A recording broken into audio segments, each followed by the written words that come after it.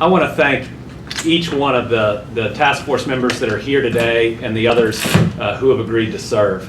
I think what you are doing here today is our central mission as office holders, as parents, and ultimately as human beings. Luke chapter 8, verse 16 talks about our solemn duty to our children. That's where Jesus says, "Let the children come to me and do not stop them, because the kingdom of God belongs to them." Protecting our children has to be our number one priority, again, not only as office holders, but as parents and as people. Because every child is a child of God, equal in his or her eyes, and no child is responsible for the situation that they are born into or placed into. I think we meet here today because of our commitment to children, but we're going to have to prove it. Because despite each and every one of our commitment to children, we live in the most politically divisive time, certainly in my lifetime. The question is, in this upcoming session, through this task force, are we going to be able to rise above politics and put our children first? I think we can, but we can only do it together. Each person on this task force has been a champion in pushing for bills and laws that better protect our children. Recently, each of you has sponsored what I certainly think is a good and an absolute necessary piece of legislation that has sadly not become law. Now, we've had recent sessions that have been good for children, but what we've lacked is a session that is about and focused on children, their protection, their opportunities. What I propose is that this task force commit through its meetings and preparation to making this session one where we do everything that we can to protect our children, that we do something major.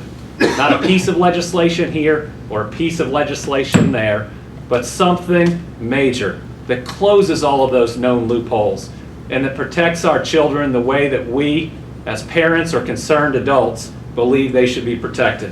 Where we make a statement that prioritizes our kids and that we prove that being that concerned parent or concerned adult is more important than being a Democrat or a Republican, a House member or a Senate member. That we are stronger together than we are apart. And that's something that I think our entire state could be very, very proud of. I hope we take that opportunity.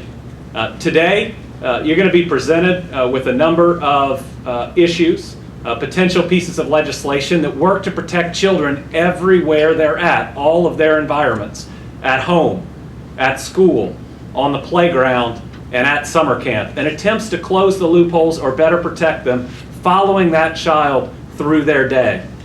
And you're going to hear some statistics that alarm you. I'm going to give you one.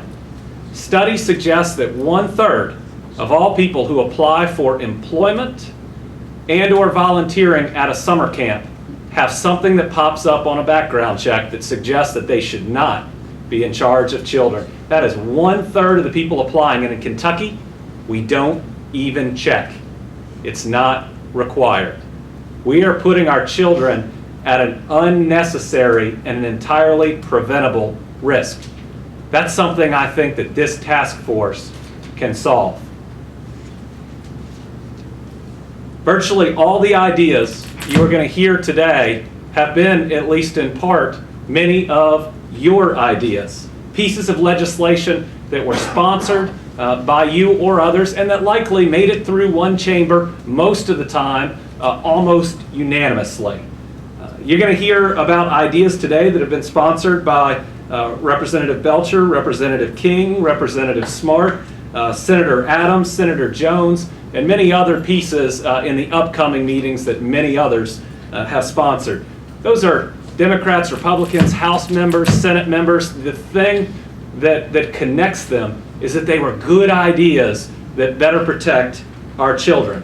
They did not pass alone, but at least I believe that they are stronger and we are stronger together in our commitment. I close by saying that this is personal to me. I wanted to do this job because I'm the dad of a 7-year-old son and a 6-year-old daughter who I love more than life itself. And if I do my job right each day when I come home, they're just a little bit safer. And after I put them down and I say their prayers, the one that I say every night has two pieces that relate to my kids. Number one is that God graced me with a life long enough to where I can watch them grow up and raise their own successful family. But that number two, that He grant me and grant us the strength to build the type of commonwealth that they deserve. And I think today we can start taking some steps to do just that. So let's do that together. Thank you, Madam Chairperson.